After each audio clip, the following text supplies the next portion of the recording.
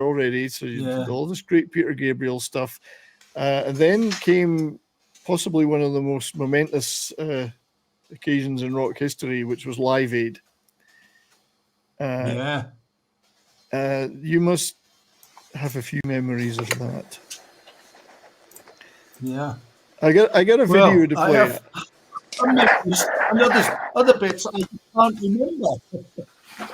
Yeah, so you were intimately involved with Live Aid through Phil Collins and some other bits and pieces. I am actually going to play a little clip that I put together of Phil Collins and Live Aid. And if everyone in the audience and the panel looks very carefully at the first 10 seconds, you'll see a certain Mal Craggs in here. So let's watch this. Where's the dressing room? There he is, the man himself. You gotta love that Phil Collins mullet. Yeah, the mullet. But he shouts for Mal, and Mal's because he needs to know. Mal needs to tell him where to go. So Phil did. He did. I love it when he screws up on the piano here. Yeah. I have to keep the clip short, guy. Oh, okay. But Phil did screw up on the chords. So then he goes to Heathrow to get Concorde to go to America. Now you were with him on the helicopter, Mal, is that right? Yeah, I was with them all the way from first thing in the morning. We took a helicopter from Battersea Power Station from the River Thames into Wembley. We done the show in Wembley. Onto another helicopter to Heathrow Airport, onto Concorde to New York. Was Noel Edmonds flying that helicopter? Noel Edmonds, British TV presenter? No, okay. No. And across the tarmac, there he is, and there's Concorde waiting for him.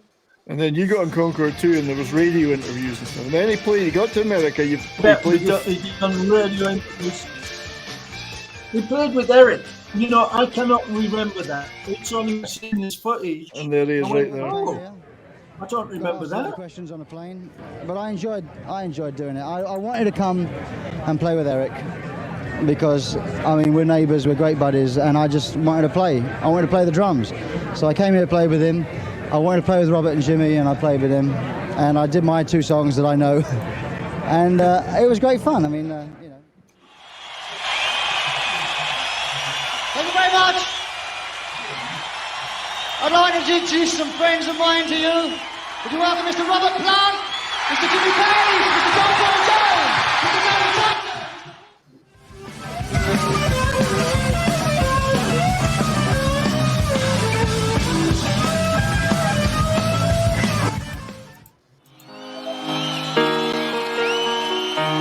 So take a look at me now.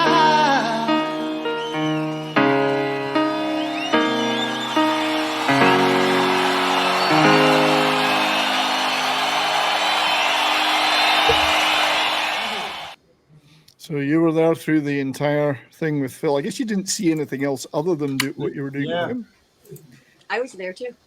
Yeah, you were in Philadelphia. That's right. Courtney was in Philly at that gig. I was a little girl. Yes, look at you.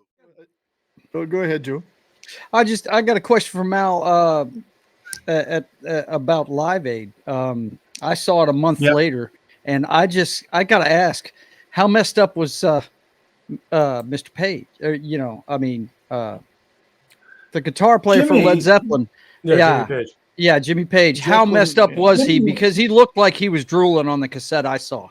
I mean, he looked like he was really he could be drooling, and he's dead straight. Yeah. Really? I know we're on the front page on Rumble now, though, so that's good. I didn't get to see it. I didn't get to see it live like Courtney, but I did watch the entirety of Live Aid while it happened. Well, I was awake the whole time. Well, I watched on a it. Blanket in the middle of 1 million people. I was stuck on an island in the middle of the damn ocean in the Army, guarding chemical weapons for a year. Wow. Yeah, my dad sent it to me out on VHS. About a month later, I watched it. Yeah, like Go ahead, John. Sorry, somebody said something. Anyway, it was Mal. I was going to say that I saw it like all British people. I watched it all in the pub. That's funny. No, but yeah, you're right. So you must have had did you know it was a huge thing when you were in it? No. We just finished touring with Genesis, and the manager said, right, this is going to happen. Phil's going to do both sides, sort it out.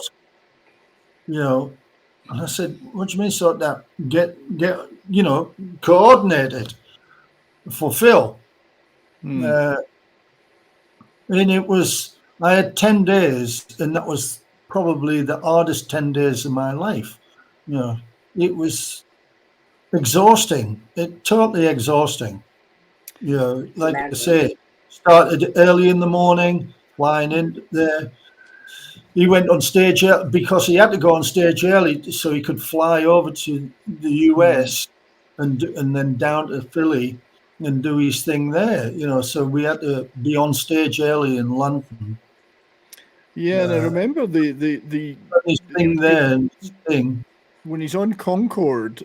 In those days, they couldn't do any kind of video. There was radio interviews with him, but there was no video. Yeah. Just over the radio from the plane. Yeah, it was so it. I know. Compared to now, it would be like full on internet, whatever. Then it was. Yeah, Phil Collins here on Concorde. So was it a full plane? Was the Concorde full? I mean, did they ever? Oh, absolutely. You know, everybody, but it was nearly all journalists. You know. I thought you said his wife didn't. His wife wasn't that woman because it'd never been done before. You know, one artist, 2 continents, same day. You know, it was just an amazing thing to be part of. That's why I don't remember things like ever seeing Phil on stage with Eric. Yeah.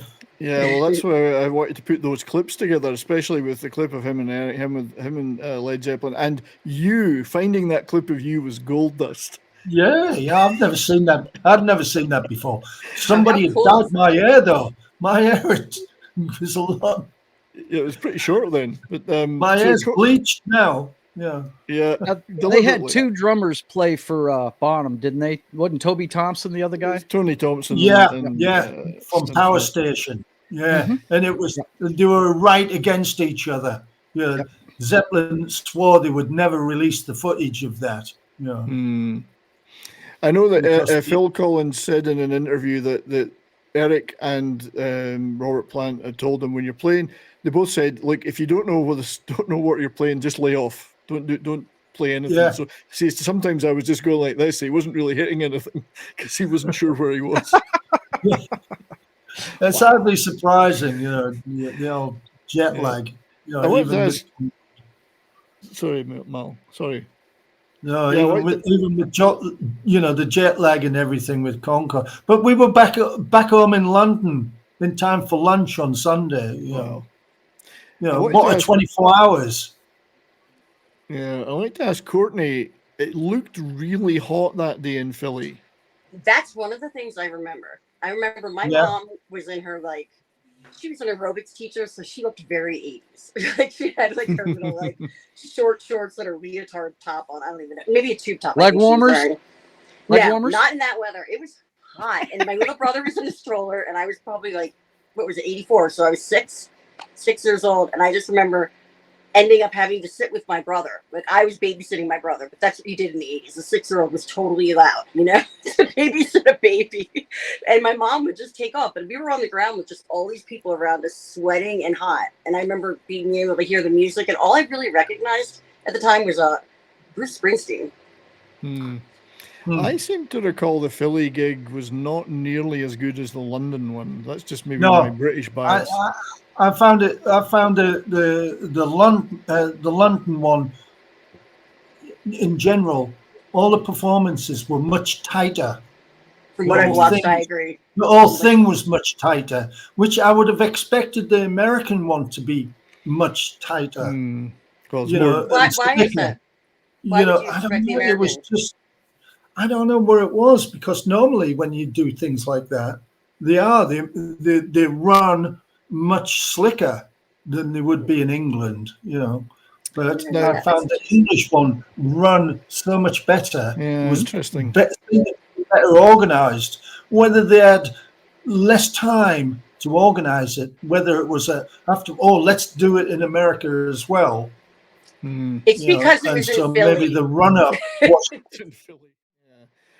I wanted to play another clip. Everyone's going to have to indulge me here from Live Aid, the very opening song of Live Aid, because it's a band you worked with and your good lady wife worked with, the magnificent Status Quo. So I'm going to subject you all to this. I love it. I love this. These guys know nothing about the Quo, but I love the Quo. So you're okay with that. Davina Duckworth had a question about Live Aid before you get too far away from it. Oh, she was asking. Yeah. Go ahead, Joey. Yeah, she was asking, was there much time for rehearsals at Live Aid? That big a show with that many talent? Yeah. No, well, as far as Phil was concerned, none whatsoever. I don't know about any of the others, but with Phil, he didn't do any rehearsal time. It was basically on stage. Did you hand him the piece of paper that he was carrying when he went on in London for the first? He had a piece of paper. Yeah. That's his set list. 2 songs, some lyrics. Yeah. Yeah. That's it. Sting comes on. There's another one. You're off. We're off. But as he said, helicopter. The Led Zeppelin stuff. They said, they might have done an hour or 2 of rehearsals over the phone or something, and he had no chance to rehearse with any. He'll have talked to Robert. He'll have talked to Robert for sure, and he'll have talked to Eric, about what they were going to do. But that was it. There wasn't no form of rehearsal. He knew the songs. Yeah, well, they played them 1,000 times. Yeah. Welcome to 2005. He toured with Robert, and he toured with Eric, so he knew the guys well. He knew their music, so I knew that. They just feel it's like muscle memory. It was the same with the Who, though, at the British part of Live Aid. They said they rehearsed over the phone for 20 minutes. Over the phone back then? Oh my gosh! Wow. Yeah, that'll do. And I think it's really cool too that you literally weird technological eras too, where you couldn't do that now because they stopped running the Concorde in like the late 90s. Oh yeah. So it's like this is the only period where that could have happened because it ran from like 1978 to like 1990 something. Yeah, the Concorde was a wonderful invention, but because it was a French-British thing, I don't think the American airlines liked it. The Americans weren't fond of it at all because they wouldn't. It was originally supposed to go to Los Angeles, but they wouldn't allow it to overfly the US because it was, supersonic. They had nothing to catch it at the time. So they didn't know where it was coming into their space. They went, this something's doing Mach 2, and we can't catch it. I guess you could do SpaceX now if you were going to do it. Yeah. So welcome to the chat. A lot of people that have joined. Thanks, Davina, for that question. I mean, please put more questions in the comments. FKHC 2005. Welcome to the show. Thanks for being here. I see a lot of great comments looking back over the chat, and those that are watching over in Rumble, and there are a few, leave a chat. Talk to us. That would be lovely, because we have this wonderful guest, Mr. Marl Craggs. Live Aid, incredible. Just what an experience. But you also did...